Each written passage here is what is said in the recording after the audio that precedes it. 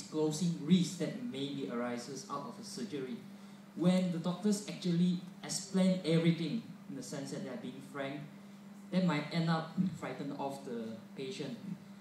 If the doctors choose to disclose only certain risks in relation to the surgery, they might end up, a litigation might be triggered in the future towards them. So my question would be, is there any clear-cut solution for doctors, as in the law actually places a limit,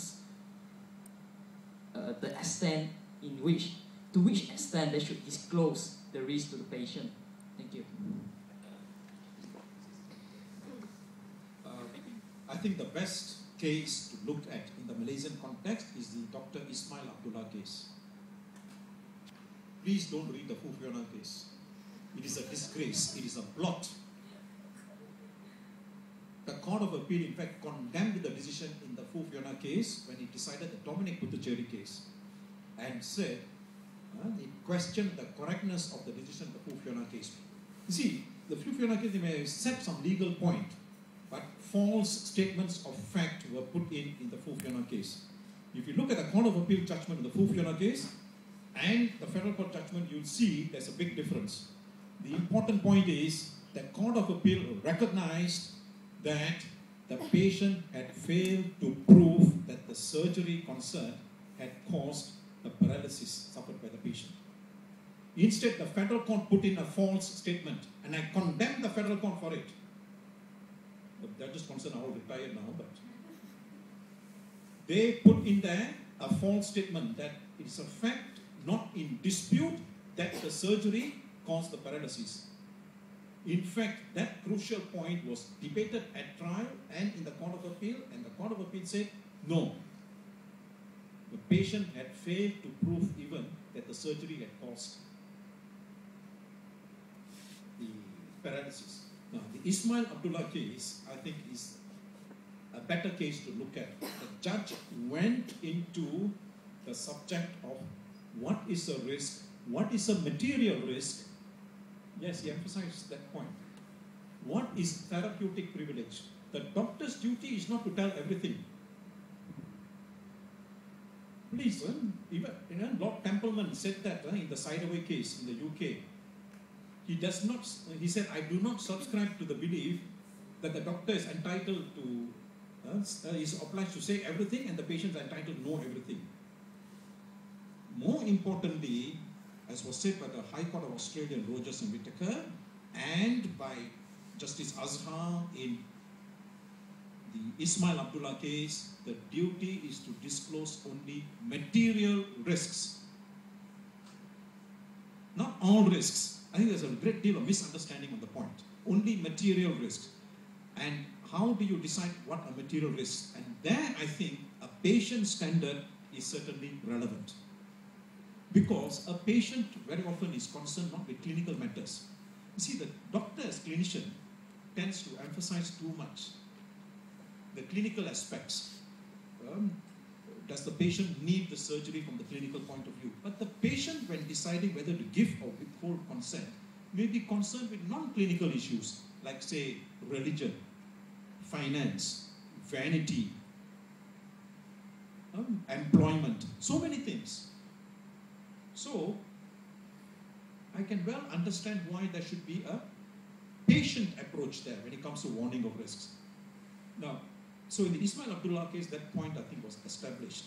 Now, there is also the Sharon Paul Raj case from Kota Kinabalu, written by a fine judge, Mr. Justice Yan Chin. Incidentally, I did all these cases. But in Sharon Paul Raj, Mr. Justice Yan Chin, I'm sorry to say, had misunderstood one point. And that is that when it comes to material risk, the therapeutic privilege comes in then. And in Dr. Ismail Abdullah's case, Mr. Justice Azhar recognized this point. Duty is to disclose material risk, but the doctor can exercise his therapeutic privilege and not disclose even the material risks. This point was not understood entirely, I think, by Mr. Justice Yan Chin in Sharon Paul Raj's case, though he dismissed the claim there made by the patient. So I would say, in my opinion, the best judgment to read in the Malaysian context is the Ismail Abdullah case. Risk, material risk, therapeutic privilege. this is the approach to take.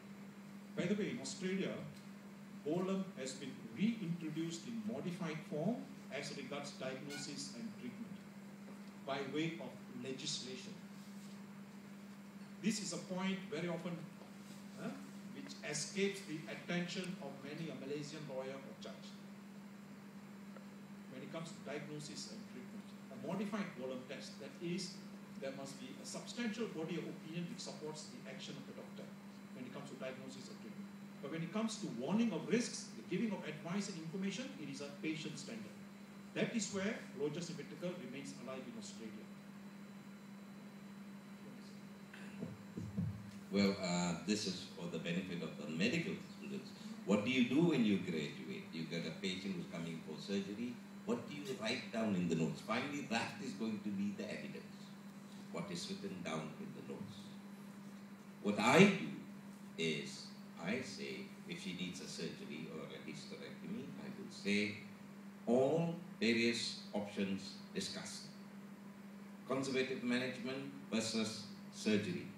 Risks and advantages also discussed. And write it there and leave it.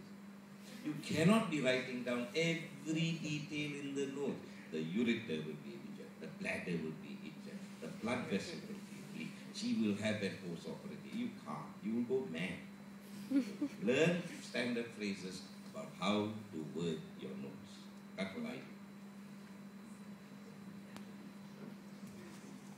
Right, this is just a really quick point to perhaps illustrate what material risk is, because as Mr. Ranjan pointed out, if the test is that you have to disclose material risk, that doesn't mean all risk, but material risk means that the risk that a reasonable patient would think is important.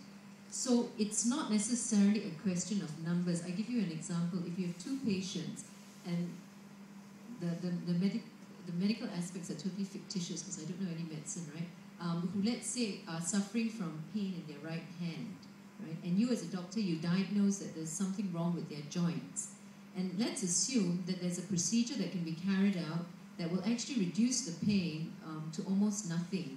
Now, this particular procedure runs the risk of perhaps a 2% chance of loss of 2% mobility, right? So in terms of the percentage value of the risk, it's almost negligible, right? I mean, who cares if there's a 2% chance that you lose 2% of your mobility? Now you have two patients. One patient is a law lecturer at the University of Malaya, right? The other patient is a world-famous violinist who earns 300,000 ringgit an hour when he plays the violin. Now, do you think that what is materially important to these two people is perhaps different? Yes. You see, so it's just a matter of knowing your patient. Now, that violinist might not want to even run a 2% risk of losing 2%. He might prefer the pain. So by not disclosing that to him, his consent was not informed. So really it's a matter of, I think, knowing your patients well enough, just getting a good history, and from there assessing what they need to know and what they don't need to know. I don't think there's an exact formula that you can have. May I make a couple of observations? If I take what Sharon had said first about the consequences of refusing the treatment. The violinist may say, I'll continue with the pain, and I'll play the violin and earn $300,000 an hour. I wish I can do that. Right? So, because you have to see it from the patient's point of view. In fact, Lord Scarman in Sidaway had said two important things. Lord Scarman preferred the prudent patient approach, by the way. He was in a minority there, truly one of the finest judges ever. He said you take not only the frequency with which the risk may materialize, but also the magnitude of the injury that can occur. Frequency and magnitude. Both must be taken into account. And he preferred a prudent patient approach. But Lord Scarman also emphasized the prudent patient approach also will be supported by medical evidence, because many a medical person will understand what a prudent patient wants. Because they see these patients, they'll know. So medical evidence is still important.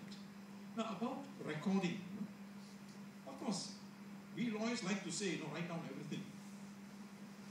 And you'll be protected. In my view, while